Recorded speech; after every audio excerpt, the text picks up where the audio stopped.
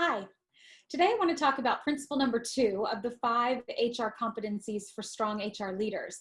And number 2 is agility and adaptability and no more HR policy police. And being an agile HR leader and an adaptable HR leader means you have the ability to quickly pivot, assess a situation, make a decision, and redirect if necessary. Adapt to a situation, whether it's a short-term, long-term. This pandemic is certainly an example of where we've needed to pivot, adapt, and be very agile. Agility is always underpinned by trust. And that's something to remember, and we'll talk about that in future videos. If you heard that noise, that's my French bulldog down here, Maggie, snoring.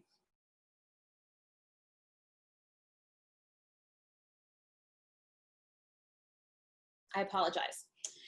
However, what I wanted to talk about today with regard to policy is working from home.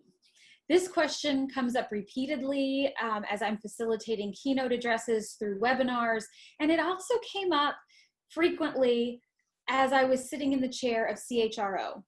And HR business partners, HR practitioners, please don't allow yourself to be pigeonholed and backed into the corner of being the HR policy police.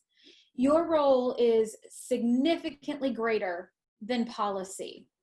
And take it a step further.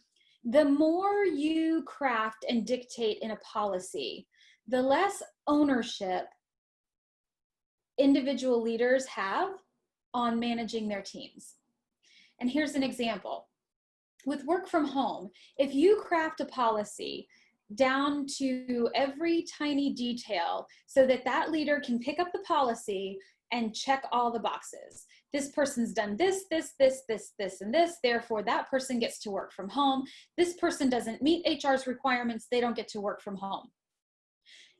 How much ownership did that leader have in that decision? Zero. All they did was check boxes. And some leaders all the way up to the executive level are looking for you to be their scapegoat, and don't do it. When they ask you for a work from home policy, ask them why. What are they trying to solve with a work from home policy? You could rephrase it back to them, perhaps, and suggest a work from home requirements document, and that would be something crafted in partnership with your IT team. As an example, what is the minimum bandwidth necessary to run our company's systems in a remote manner? What computer hardware needs to be at your home office in order for you to do your job? Does your home office need to have a door and be private so you're not interrupted? Does the backdrop of your video framing need to be solid? Is it okay if there's artwork? Do you have requirements about offensive art? What have you? Outside of COVID-19, a requirement could be that working from home is not a substitute for daycare, and you must ensure you have other arrangements to care for your children during your work hours. Those are some requirements you could have as far as working from home. But as far as a policy goes, what many of these folks are looking for is a black and white checklist that says every employee who works from home must be this, and this. And they then pick up that document, they look at said employee, they read it through and say, oh, you don't meet HR's requirement to work from home. And how much ownership did that leader have in that decision? Zero. That executive leader or that team leader should know their team. They should know the core competencies of the job and whether or not it's an appropriate role to work from home. Can that person handle doing that job and executing the results necessary from home?